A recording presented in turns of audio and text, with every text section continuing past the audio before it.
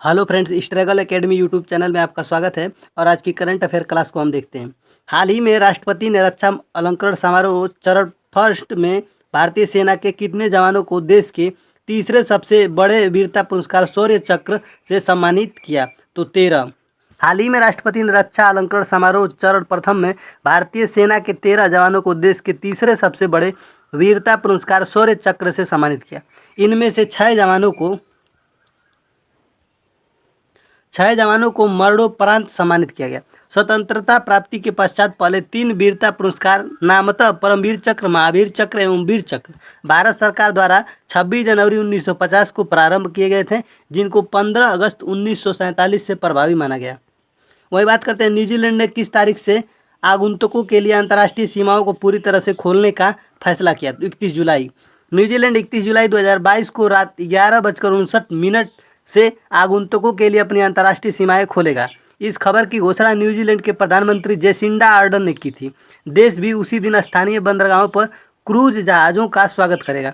जुलाई के अंत में सीमा का खुलना सरकार की पिछली समय सीमा से 2 महीने पहले है, और इसका मतलब यह होगा कि जिन आने वालों को वीज़ा की आवश्यकता होगी वे अब न्यूजीलैंड आ सकेंगे। सीमा को फिर से खोलने से न्यूजीलैंड की आगामी स्की सीजन से पहले पर्यटन को बढ़ावा देने में मदद मिलेगी।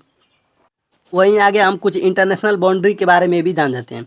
रेड क्लिफ लाइन की बात करते हैं तो भारत और पाकिस्तान के बीच में रेड क्लिफ लाइन है। वहीं मैकमोहन लाइन की बात करते हैं तो भारत एवं चाइना के बीच मैकमोहन रेखा खींची हुई है। डूरंड लाइन पाकिस्तान एवं अफगानिस्तान के पास है। 49 पैरेलल यानी 49 समांतर रेखा कनाडा एवं यूएसए के बीच है।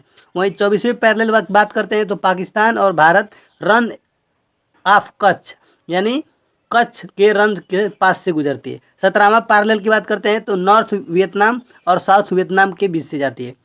हिंडनबर्ग लाइन की बात करते हैं तो जर्मनी एवं पोलैंड के बीच में खींची हुई रेखा हिंडनबर्ग रेखा कहलाती है। और 38वीं पैरेलल की बात करते हैं तो नॉर्थ कोरिया एवं साउथ कोरिया के बीच है। वहीं मैग्नॉट लाइन की बात करते हैं तो जर्मनी और फ्रांस के बीच है। वहीं सैगफ्राइड लाइन की बात करते हैं तो जर्मनी एंड फ्रांस को कंस्ट्रक्टेड बाय जर्मनी, मतलब इसमें कार्य जारी है। आगे की बात देखते हैं तो हाल ही में भारत के किस राज्य में कई हिस्सों में टमाटर फ्लू के मामले दर्ज किए गए? तो केरल राज्य में। हाल ही में केरल राज्य के कई हिस्सों में टमाटर फ्लू के मामले दर्ज किए गए। इस वायरल बीमारी ने बड़ी संख्या में बच्चों को अपना शिकार बनाया है। टमाटर फ्लू या टमेटो फ्लू एक सामान्य वायरल संक्रमण है जिसमें 5 वर्ष की कम उम्र के बच्चों को बुखार आता है। आमतौर पर त्वचा में जलन और शरीर में पानी की कमी के साथ इस बीमारी की शुरुआत होती है।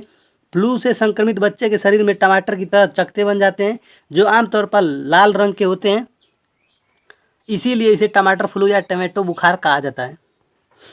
हाल ही में किस देश के कोलाइडर रिडेटेक्टर एट फर्मी लैब यानी CDE सहयोग के शोधकर्ताओं ने घोषणा की है कि उन्होंने डब्ल्यू बोसान के द्रव्यमान का सटीक मापन किया? तो अमेरिका ने।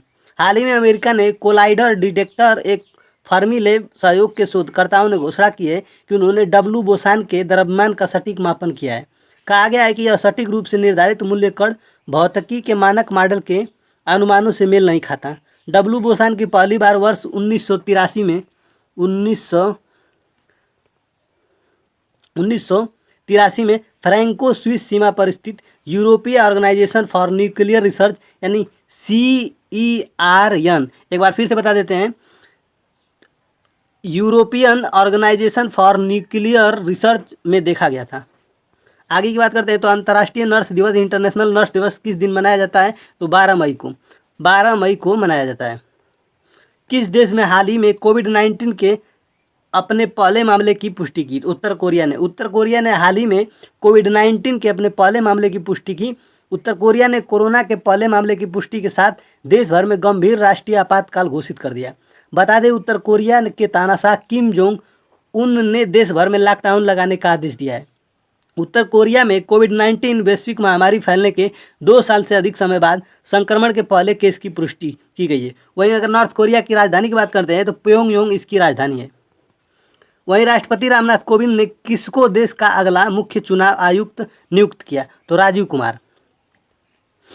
राजीव कुमार को मुख्य चुनाव आयुक्त यानी चीफ इलेक्शन कमिश्नर नियुक्त किया गया। राजीव कुमार 15 मई 2022 को अपना कार्यभार संभालेंगे। यानी कब संभालेंगे? 15 मई को अपना कार्यभार संभालेंगे। 19 फरवरी 1960 को राजीव कुमार का जन्म हुआ। 1984 बैच के आईएएस अफसर हैं। उन्होंने प्रशासनिक सेवाओं में लगभग 36 साल तक काम किया। उन्होंने बिहार झारखंड कैडर में भी लंबे समय तक सेवाएं दी। किस महासागर के तल पर एक अन्वेषण दल द्वारा पीली सड़क जैसी संरचना की खोज की गई? तो प्रशांत महासागर में। बात करते हैं, वैज्ञानिकों ने एक टीम द्वारा प्रशांत महासागर के तल पर एक पीली ईंट की सड़क जैसी संरचना की खोज की गई। समुद्री वैज्ञानिकों के मुताबिक लिलीसियोक्लानी रिज सबसे बड़े समुद्री संरक्षण वाले क्षेत्रों में से एक है। अभी सिर्फ उसकी 3% हिस्से तक ही इंसान पहुंच पाए हैं। ऐसे में आप अंदाज़ा लगा सकते हैं कि यह कितना बड़ा होगा। वैज्ञानिक ने सड़क जैसी संरचना के सैंपल भी लिए, जिसे आप चित्र में देख सकते हैं, और इसके बारे में अभी रिसर्च जारी है। धन्यवाद।